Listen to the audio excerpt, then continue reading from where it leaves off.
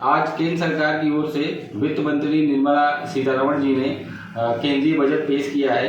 Budget में वरिष्ठ नागरिकों को लेकर क्या प्राविधान किए गए हैं, तो उस मुद्दे पर बात करने के लिए हमारे साथ मौजूद हैं जिले के वरिष्ठ शिक्षक और सेवानिवृत्त। सर, क्या नाम है आपका? प्रसाद मिश्र, मधुकर जी। आज केंद्र सरकार की ओर से बजट पेश किया गया है।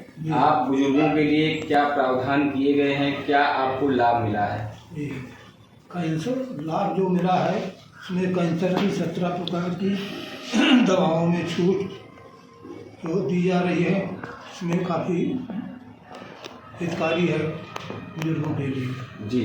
और साथ ही डायबिटीज की दवाएं सस्ती करने की बात कही गई है, उसमें भी लाभ मिलेगा और धन्यवाद दे रहे हैं सरकार को। 17 गंभीर बीमारियों दवाओं में भी छूट हो सकती है। अगर ये छूट दी जाए तो बड़ी अच्छी बात है, हम स्वागत करते हैं।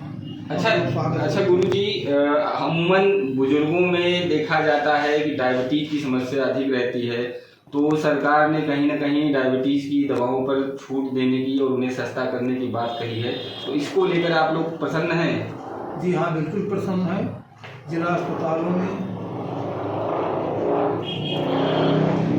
अपग्रेड करने की बात कही गई है, इसमें फायदा वृद्ध लोगों को मिलेगा, इसका भी हम लोग स्वागत करते हैं। अच्छा गुरुजी, जैसे बजट पेश हुआ है, इसमें टैक्स में छूट नहीं दी गई है, तो कहीं ना कहीं कई लोगों को लगता है कि ये आम नागरिक का बजट नहीं है, लेकिन कहीं ना कहीं वरिष्ठों को ध्यान में रखकर बजट में दवाओं पर छूट दी गई है, इससे आप लोग खुश हैं। अच्छा, इस बजट में क्या कुछ अन्य प्रावधान या कुछ अन्य सहूलतें ऐसी और हो सकती थी जिनकी आप लोगों को उम्मीद थी और जो नहीं हुआ?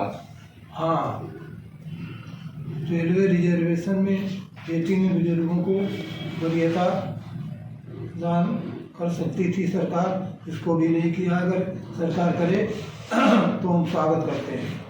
और ये धार्मिक यात्राओं में बुजुर्गों के लिए अब तक के लिए कोई बहुत कम छूट दी गई थी, तो छूट का प्रावधान होना चाहिए। जैसे पहले था कुछ बढ़ाकर के छूट का प्रावधान हो तो उन्हें सुविधा मिल सकती है, आराम से यात्रा कर सकते हैं। ईद की दवाओं पर भी छूट का प्रावधान होना चाहिए। अगर ऐसा सरकार करती है तो हम सरकार का स्वागत करेंगे, बिल्कुल स्वागत करेंगे।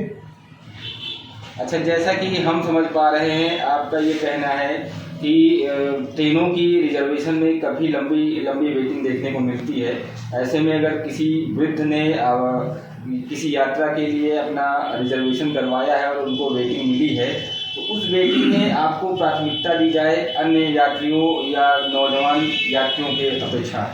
जी हाँ, बिल्कुल अपेक्षा का बहुत अपेक्षा है, जिन्हें सुविधा दी जाए।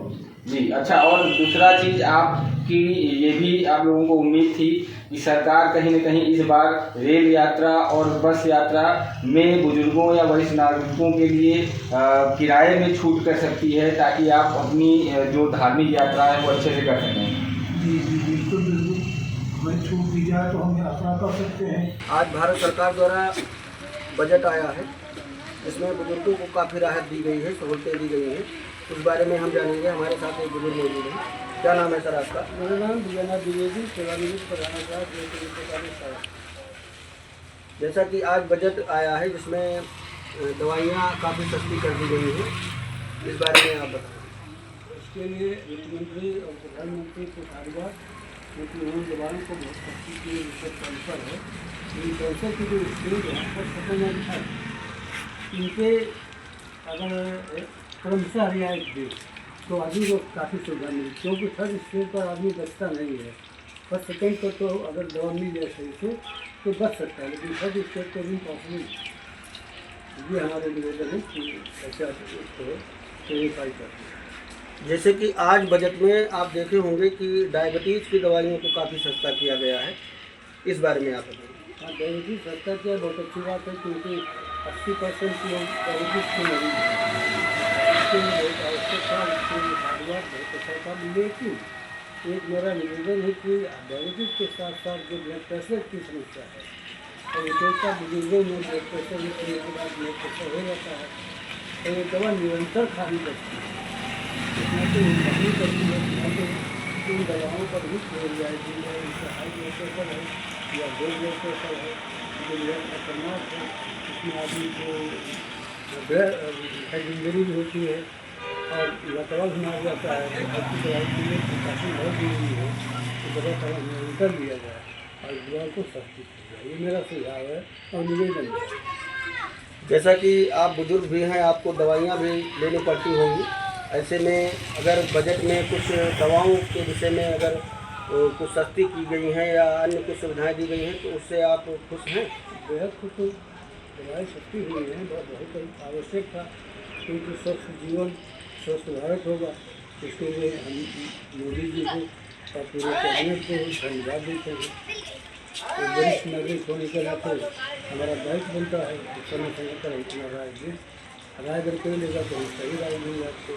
कहीं मेरा राय है दवाएँ कुछ सस्ती हुई हैं, लेकिन विशेष दवाएँ हैं जिनकी ज़रूरत प्रतिदिन पड़ती है और 80% लोगों को हाई ब्लड प्रेशर या लो ब्लड प्रेशर का ये रहता प्रेशर रहता है। इसमें इस दवा से ही सस्ती की है, इसका कोई जिक्र नहीं है।